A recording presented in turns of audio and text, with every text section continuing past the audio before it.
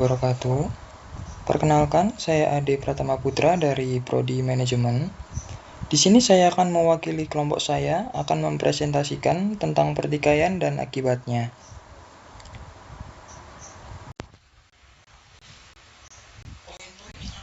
Jelaskan atau presentasikan diantaranya meliputi definisi pertikaian secara umum, definisi pertikaian menurut para ahli, bentuk-bentuk pertikaian, alasan larangan pertikaian, dampak pertikaian, contoh pertikaian, cara menangani pertikaian, gaya manajemen konflik, kerukunan, dan hasil positif kerukunan.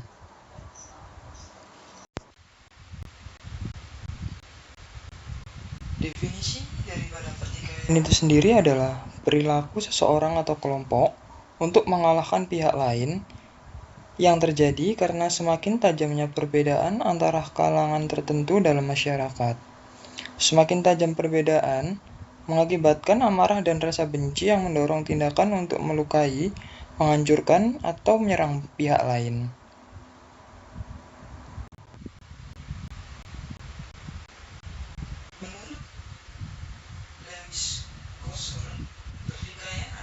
Proses sosial dan interaksi sosial yang melibatkan upaya individu atau kelompok untuk mencapai tujuan yang bertentangan satu sama lain dengan melibatkan ketidaksepakatan, kekerasan, atau ancaman kekerasan.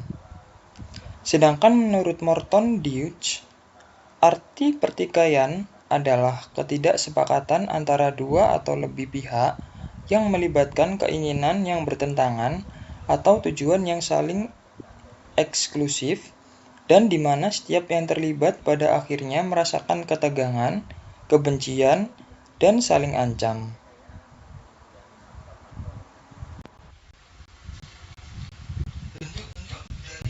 Pertikaian itu sendiri dibagi menjadi dua, yaitu pertikaian individu. Pertikaian ini dilakukan secara individu yang berarti didasar pada masalah pribadi. Dalam ruang lingkup kecil, pertikaian seperti ini jarang terjadi. Dan tentu saja terjadinya pertikaian lebih dekat masalah-masalah keluarga yang menyebabkan disorganisasi keluarga. Yang kedua, pertikaian kelompok. Pertikaian kelompok ruang lingkupnya cukup besar dibandingkan dengan pertikaian lainnya. Pertikaian kelompok biasanya dipicu oleh masalah SARA. Masalah SARA ini termasuk agama, budaya, ras, atau adat istiadat yang riskan kepada perpecahan masyarakat itu sendiri.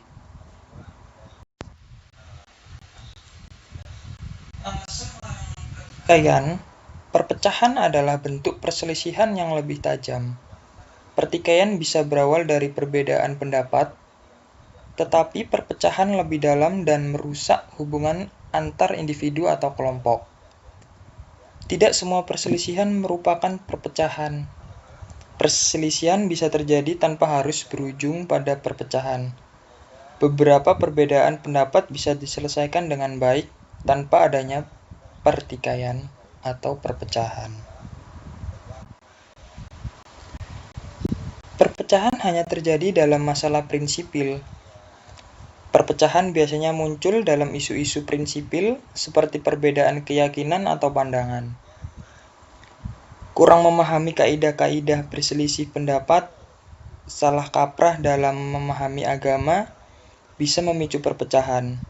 Misalnya, memisahkan diri dari para ulama atau menganggap remeh usaha memerangi bid'ah.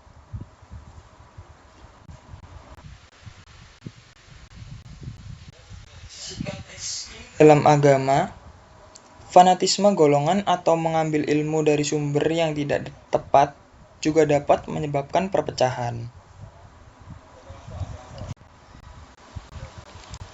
Dampak daripada pertikaian itu sendiri dapat merusak kerukunan antar hidup manusia, mendorong adanya konflik dalam kehidupan masyarakat, merugikan kedua belah pihak, baik secara material ataupun non-material, dan memicu terjadinya disintegrasi masyarakat.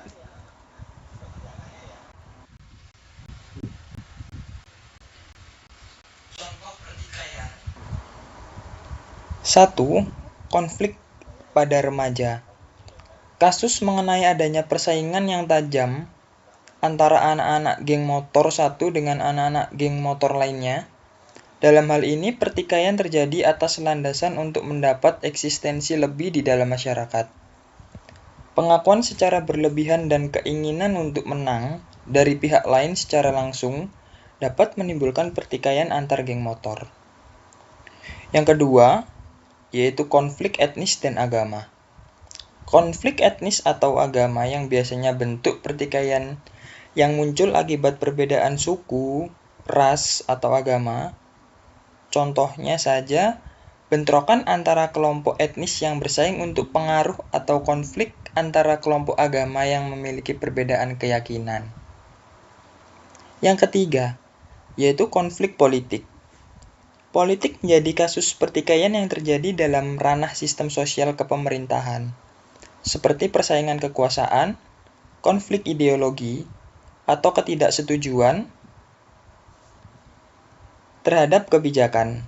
Contohnya saja demonstrasi massa atau konflik antar partai politik yang bersaing dalam pemilihan umum.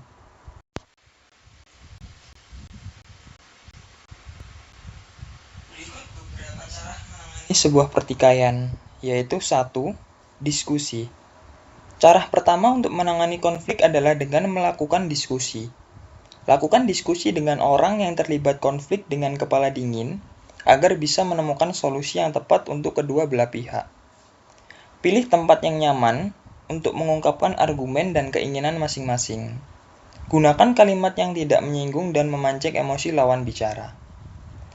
Yang kedua, yaitu prioritaskan hubungan baik. Yaitu dapat dilakukan untuk menangani konflik dengan menjaga dan memprioritaskan hubungan baik dengan orang lain. Ketika seseorang mampu memprioritaskan hubungan, maka terjadinya konflik dapat dengan mudah dihindari.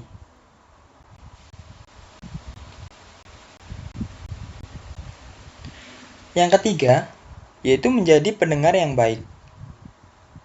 Cara untuk menangani konflik selanjutnya adalah dengan menjadi pendengar yang baik. Berikan kesempatan kepada pihak yang sedang berkonflik untuk menyampaikan pendapat serta keinginannya masing-masing. Ketika sedang terjadi konflik, seseorang cenderung ingin lebih banyak bicara daripada mendengarkan. Maka dari itu, untuk menangani sekaligus menghindari konflik sebaiknya lebih banyak mendengarkan daripada berbicara. Yang keempat yaitu jangan menyalahkan orang lain. Hal penting yang harus dilakukan untuk menghindari konflik adalah tidak mudah untuk menyalahkan orang lain. Dengarkan semua pihak untuk mengutarakan pendapatnya. Jika pendapat seseorang didengarkan, maka ia juga akan mudah mendengarkan pendapat orang lain.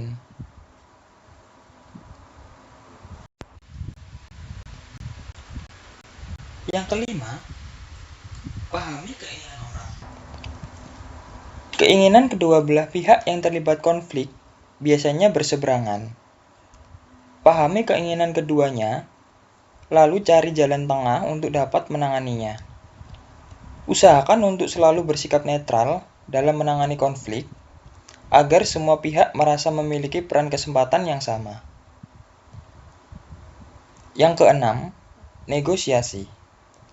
Negosiasi menjadi hal penting untuk menangani konflik yang sedang terjadi.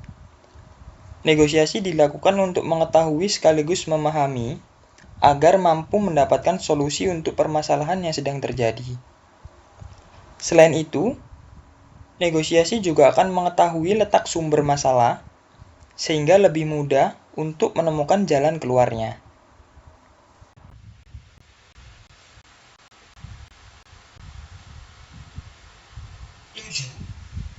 Komunikasikan pesan dengan baik. Menyampaikan pesan kepada pihak yang sedang konflik harus dilakukan dengan pendekatan kedua belah pihak tanpa rasa berat sebelah. Pastikan pesan disampaikan dengan baik dan sopan tanpa menyinggung salah satu pihak. Yang kedelapan, hargai pendapat orang lain. Hargai setiap pendapat orang lain untuk mendapatkan beberapa sudut pandang. Hal ini akan membuat Anda tidak mudah menghakimi pemikiran orang lain. Orang yang pendapatnya dihargai juga akan mudah menghargai pendapat orang lain juga.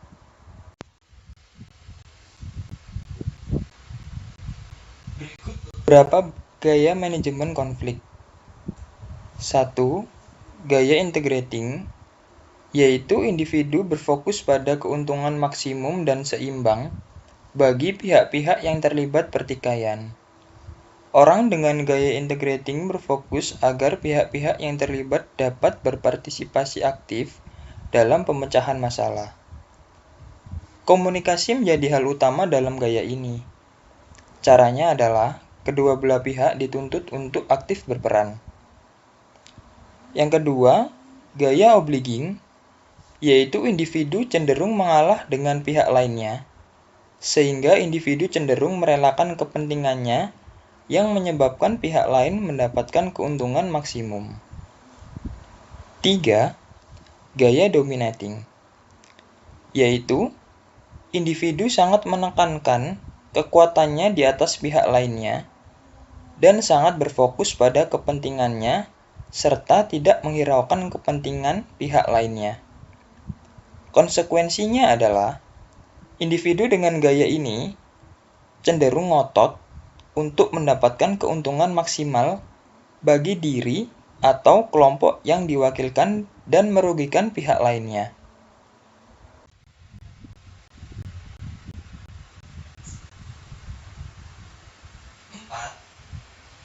Compromising, yaitu individu berupaya menyelesaikan konflik dengan cara mencari jalan tengah yang memuaskan sebagai kepentingan dirinya dan sebagian kepentingan pihak lainnya.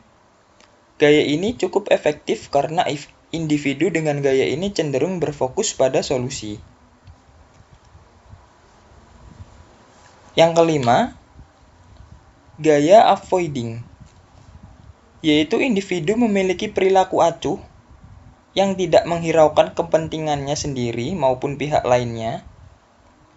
Individu dengan gaya manajemen konflik ini cenderung menghindar ketika konflik muncul.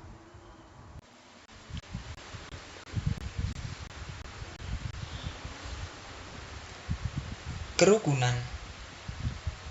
Definisi kerukunan dalam KBBI adalah kesepakatan masyarakat yang dilakukan atas dasar perbedaan dalam kehidupan sosial, baik agama, budaya, dan etnis, sebagai jalan mencapai tujuan bersama. Pentingnya kerukunan bisa dikatakan sebagai salah satu jalan yang harus dilakukan oleh masyarakat. Kerukunan ini akan berdampak pada terciptanya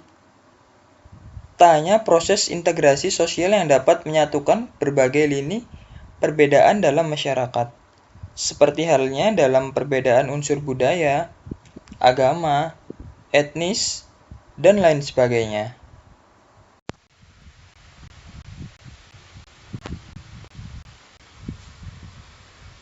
Hasil dari positif kerukunan yaitu menumbuhkan sikap tolong-menolong, mudah melakukan kerjasama dengan orang lain, mencapai apa yang diinginkan, jauh dari permasalahan atau konflik, membangun persaudaraan di antara masyarakat semakin sejahtera, menciptakan kehidupan yang damai, dan membuat lingkungan masyarakat menjadi nyaman dan aman. Sekian presentasi dari saya mewakili kelompok 4. Wassalamualaikum warahmatullahi wabarakatuh.